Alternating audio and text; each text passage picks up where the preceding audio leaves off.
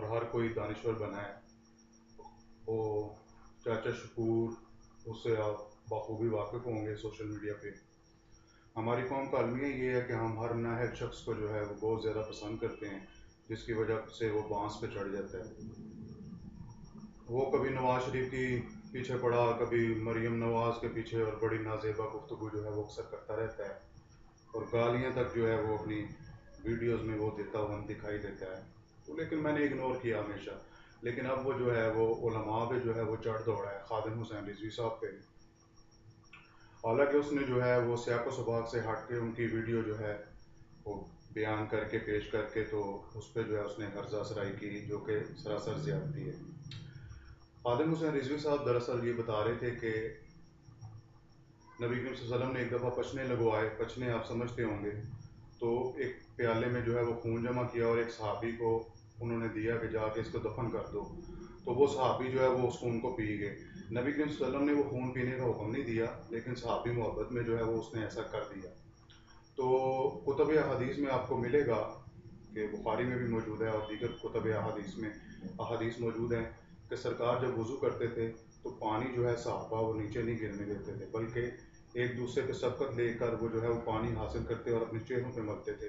سرکار کے لاب دہن جو ہے وہ زمین پہ گرنے نہیں دیتے تھے. تو یہ منکرین حدیث جو ہیں، یہ شکورہ مسلی ٹائپ یہ جو لوگ ہیں، جو منکرین حدیث ہیں، ان کو تکلیف ہوتی ہے.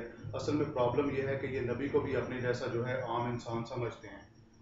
تو سرکار نے اپنا لاب دہن کئی کنووں میں ڈالا، اللہ تعالیٰ نے اس میں جو ہے وہ برکت اور مٹھاس جو ہے وہ پیدا کر دی.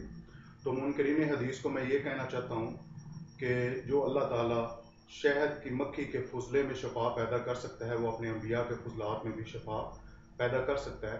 اور نبی جو ہے وہ ہمارے جیسا اپنے پہ جو ہے وہ نبی کو قیاس نہیں کرنا چاہیے.